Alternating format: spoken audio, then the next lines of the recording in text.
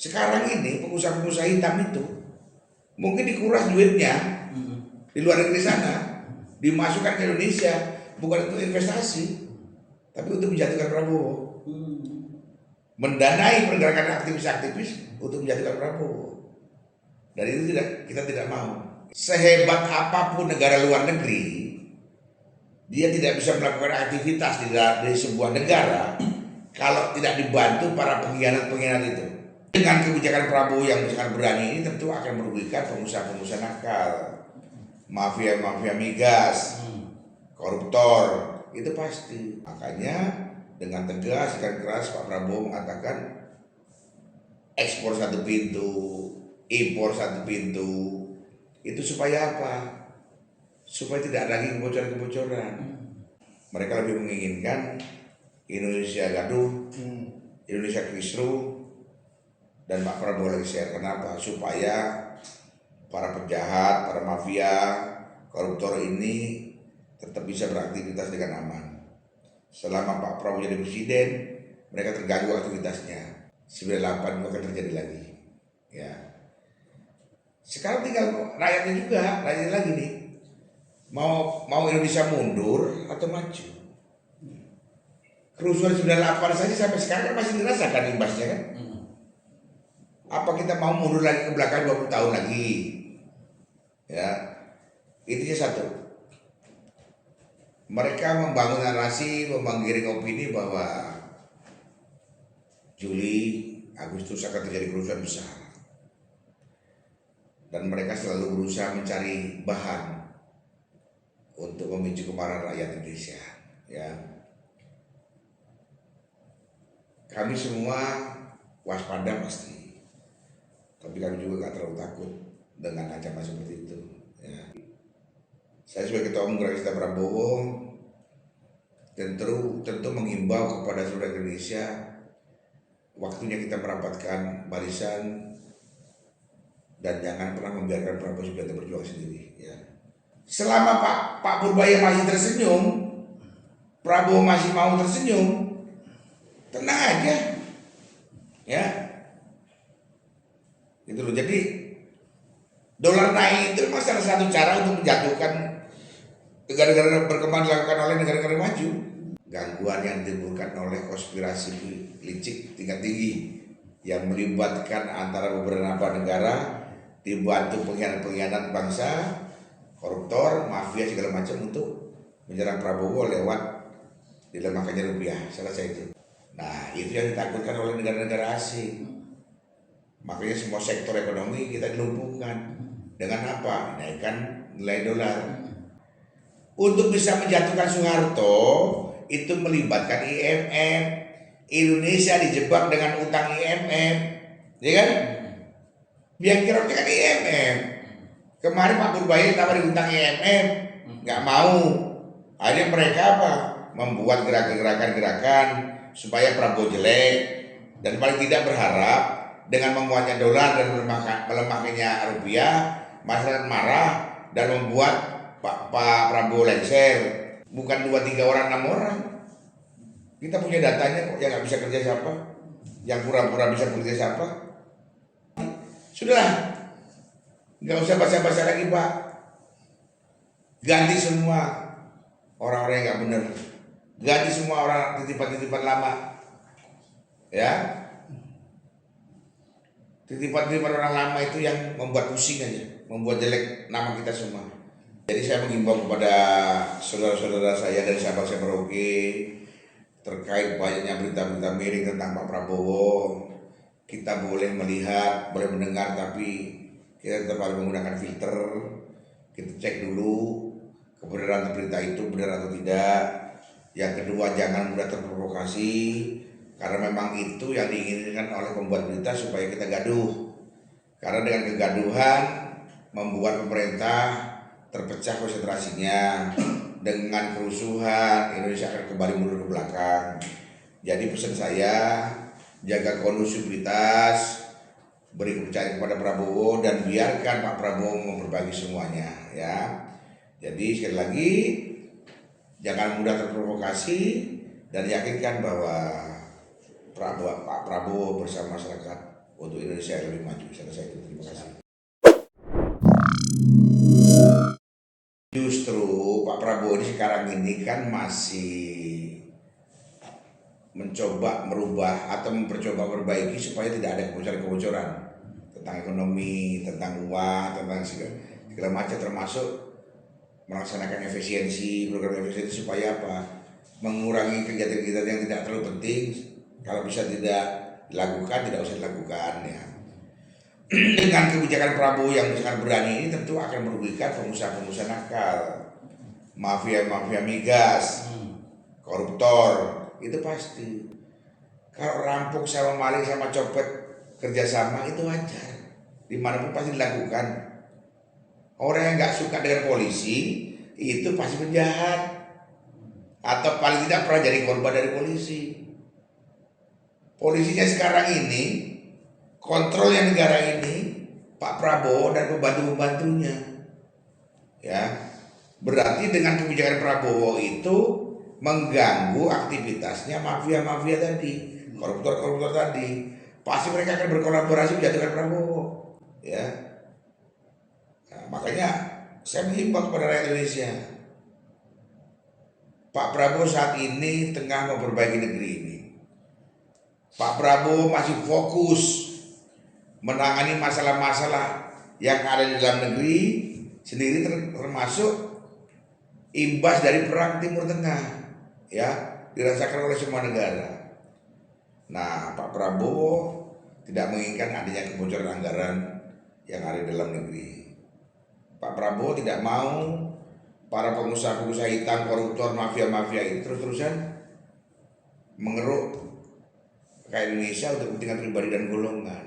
Ya, makanya dengan tegas dan keras Pak Prabowo mengatakan ekspor satu pintu, impor satu pintu. Itu supaya apa?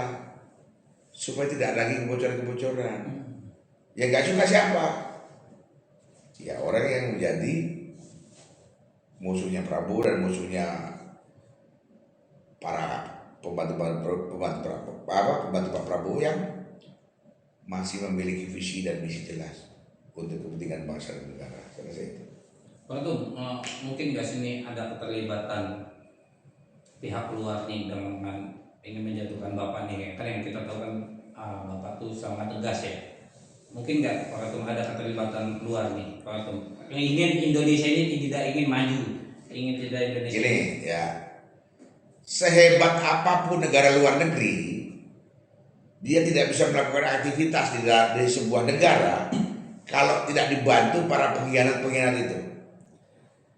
Serangan masif kepada Prabowo ini adalah bentuk kolaborasi antara kekuatan asing dan orang-orang pribumi sendiri. Ya, mereka berkolaborasi.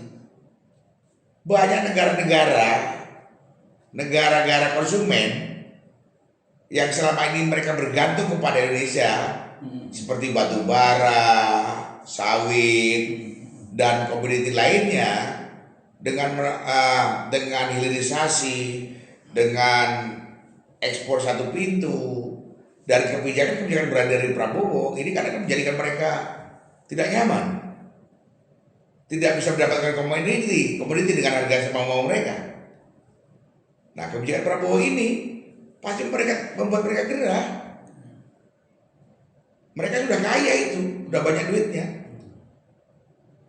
Sekarang ini pengusaha-pengusaha hitam itu mungkin dikuras duitnya di luar negeri sana, dimasukkan ke Indonesia, bukan untuk investasi, tapi untuk menjatuhkan Prabowo, mendanai pergerakan aktivis-aktivis untuk menjatuhkan Prabowo.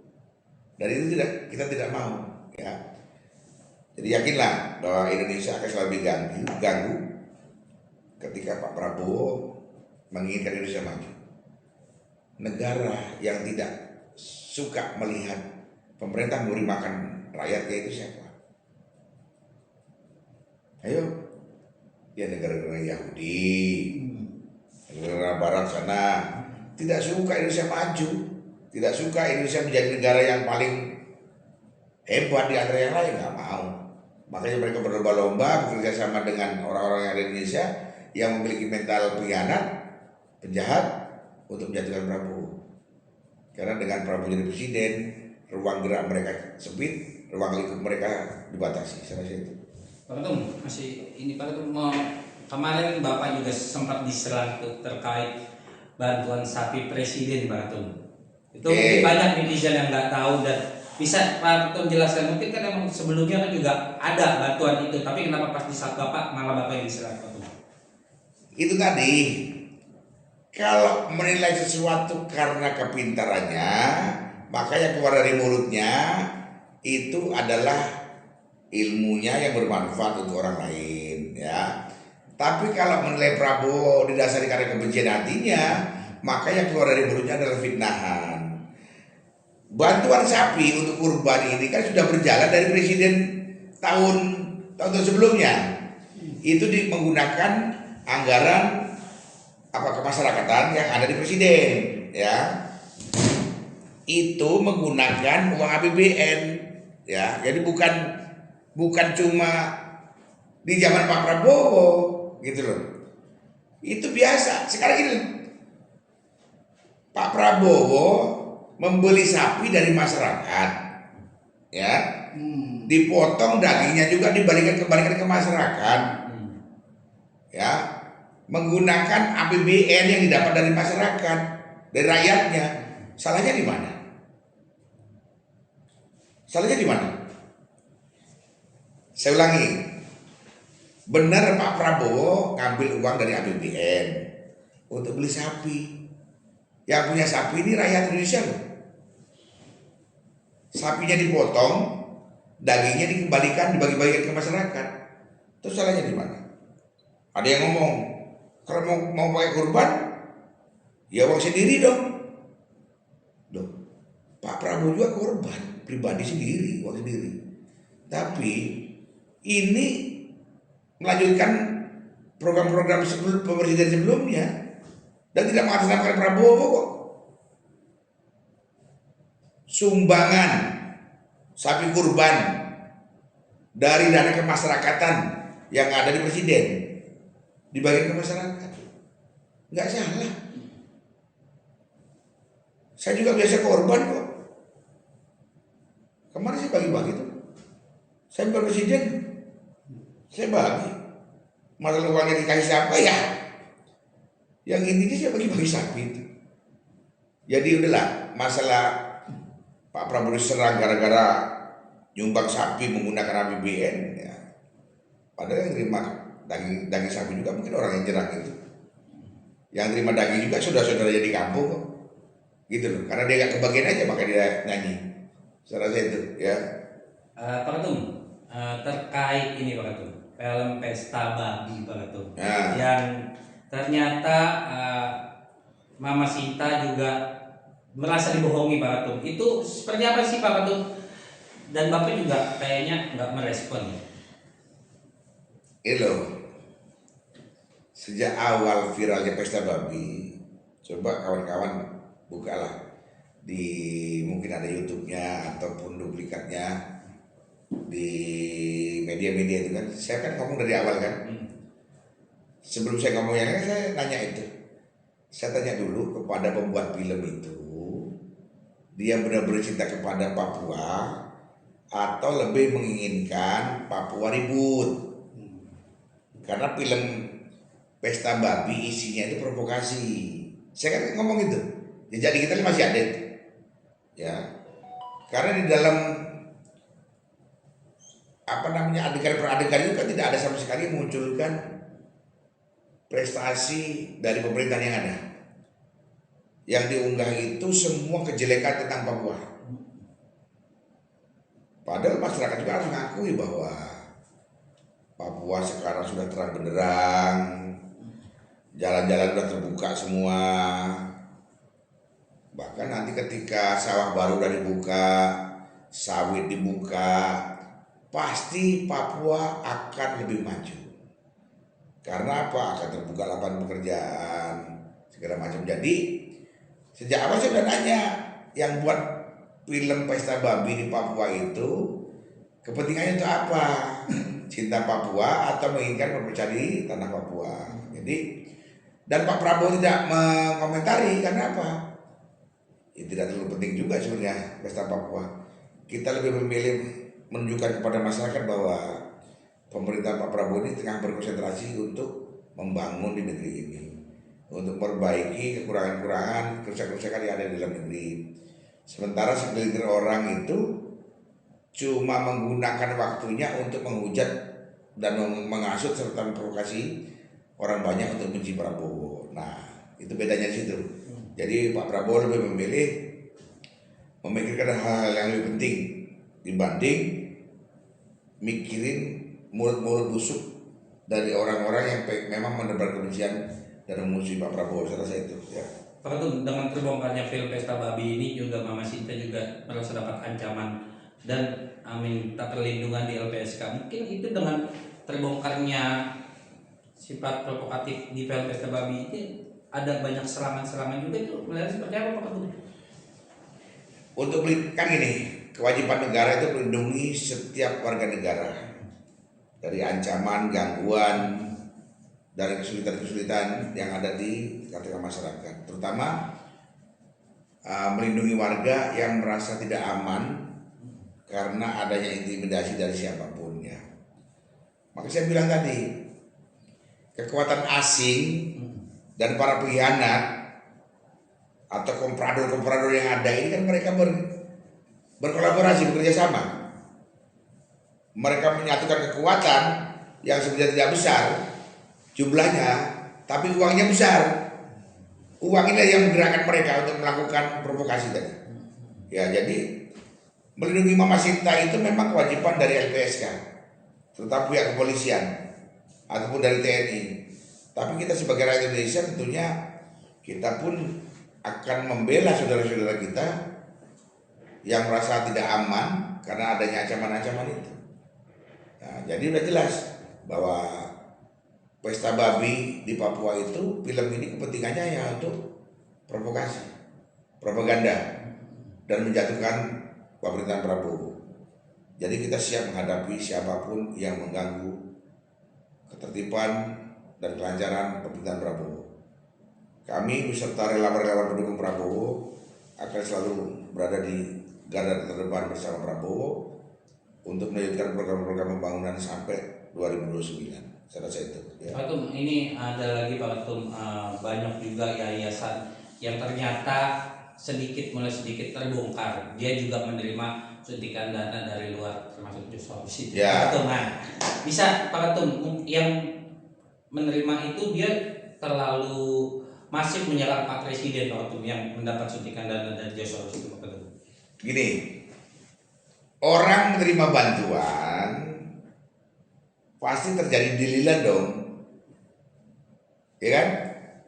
Yang punya uang memberikan uang kepada seseorang itu kan bukan tanpa maksud dan tujuan dong.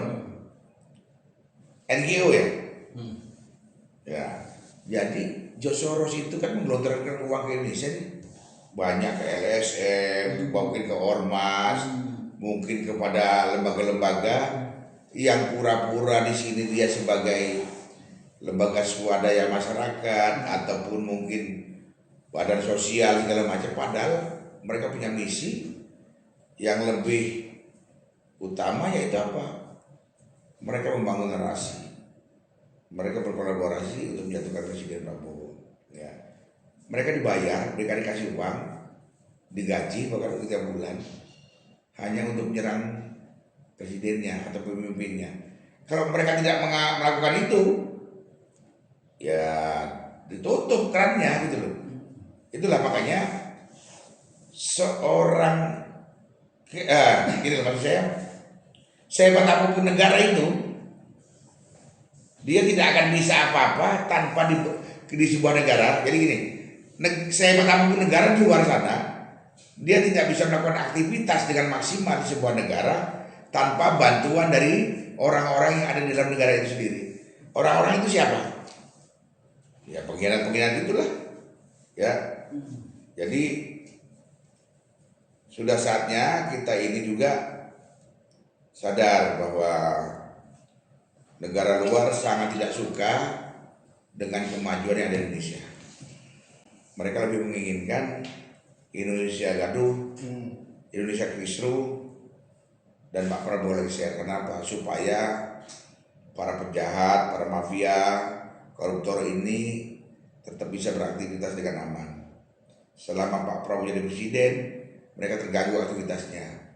Ya, dan kita lihat sampai ke depannya itu semua kasus pasti akan terungkap semua, selesai itu. Ya. Pak Ketum, ini di media sosial juga nih mungkin banyak yang mengatakan bahwa akan terjadinya kasus 98 akan berulang, bahwa akan Pak Prabowo juga akan diturunkan, menceritakan itu di media sosial. Pak Ketum itu melihatnya seperti apa Pak Ketum? Kemarin saya baca, itu banyak sering, udah lama juga saya baca bahwa Prabowo itu dikasih waktu 2 bulan kan, atau di 98 kan. Semua terserah masyarakat saja. Di negara ini ada BIN, ada BAIS, ada Polri, ada TNI, dan ada kami juga relawan setianya Prabowo. Ya, gak mungkin institusi negara membiarkan 98 itu akan terjadi lagi. Ya, sekarang tinggal rakyatnya juga, rakyatnya lagi nih. Mau Indonesia mundur atau maju? Kerusuhan 98 saja sampai sekarang kan masih dirasakan imbasnya kan? Apa kita mau mundur lagi ke belakang 20 tahun lagi? Ya, intinya satu. Mereka membangun narasi, menggiring opini bahwa Juli, Agustus akan terjadi kerusuhan besar. Dan mereka selalu berusaha mencari bahan untuk memicu kemarahan rakyat Indonesia. Ya, kami semua waspada pasti, tapi kami juga gak terlalu takut dengan ancaman seperti itu. Ya. Tapi kalau itu terjadi ya sudah, berarti ini kesepakatan bersama, kesepakatan seluruh Indonesia. Lebih memilih Indonesia gaduh, lebih memilih Indonesia tidak maju-maju. Ya silakan saja, gitu. Jadi saya sebagai ketua umum Gerakan Cinta Prabowo tentu mengimbau kepada seluruh Indonesia, waktunya kita merapatkan barisan dan jangan pernah membiarkan Prabowo Subianto berjuang sendiri. Ya. Terlalu berat, terlalu banyak orang-orang yang tidak menyenangi Prabowo, bukan didasari karena kecintaan pada bangsa negara, tapi karena didasari ambisi pribadi mereka yang belum tersalurkan dan belum mendapat kesempatan. Itu aja ya. Jadi biarkan ancaman-ancaman dari siapapun kita lihat, yang penting kita tetap menjaga kondusivitas dan beri kesempatan Pak Prabowo untuk melanjutkan pemerintahan sampai 2029. Kalau memang Pak Prabowo dirasa tidak bagus, ya jangan dipilih lagi, kan selesai, nggak ada masalah, ya kan? Tapi kan mereka nggak sabar, mau main tikungan, ya. Setelah kalah, dia bangkit nunggu di tikungan, itu kan nggak fair, ya. Jadi biarkan saja mereka ngancam, ya. Anjing menggonggong biasanya nggak gigit, ya kan? Anjing yang gonggong itu nggak gigit ya? Enggak. Justru kita takut sama orang-orang diam-diam itu. Tapi kalau orang yang terlalu banyak gacor, ancaman kayak anak kecil kalau mau berantem kan, padahal enggak juga. Jadi kita tetap enjoy, tapi tetap waspada dan tetap menciptakan situasi yang kondusif supaya minimal Pak Prabowo bisa bekerja dengan tenang, nyaman dan lancar. Selesai itu. Pak Ketum, mungkin masih boleh tanya lagi ke Pak Ketum. Terkait ini Pak Ketum, dolar naik dan Menteri Keuangan kita Pak Purbaya menolak pinjaman IMF. Apakah itu bersama Pak Ketum? Kan ini gini loh, uang rupiah melemah kan? Ini memang trik-trik lama yang digunakan oleh negara-negara maju untuk menjatuhkan negara-negara berkembang. Ya, dolar memang naik, ya, tapi tidak banyak pengaruh juga. tidak banyak pengaruhnya juga, ya. Bukti sampai hari ini pemerintah tidak menaikkan harga minyak kan? Betul. Gitu loh. Selama Pak Purbaya masih tersenyum, Prabowo masih mau tersenyum, tenang aja, ya. Gitu loh. Jadi dolar naik itu memang salah satu cara untuk menjatuhkan negara-negara berkembang dilakukan oleh negara-negara maju. Gitu ya. Gitu. Ya kan, saham dihancurkan. Nah, itu kan peran mereka itu. Supaya masyarakat marah. Ya kan? Nah, itu jadi saya yakin ya, kalau kita tetap yakin, optimis, Indonesia tetap baik-baik saja. Jadi kita jangan juga terlalu takut ketika dolar sudah nyampe level 800.000 ya. Tapi buktinya kita masih makan, masih bisa beli solar, ya kan? Coba negara-negara lain, BBM bagaimana? Ya, jadi pengaruh masih ada. Cuma inilah bentuk gangguan yang ditimbulkan oleh konspirasi licik tingkat tinggi yang melibatkan antara beberapa negara, dibantu pengkhianat bangsa, koruptor, mafia segala macam untuk menyerang Prabowo lewat dilemahkannya rupiah. Selesai itu. Ya.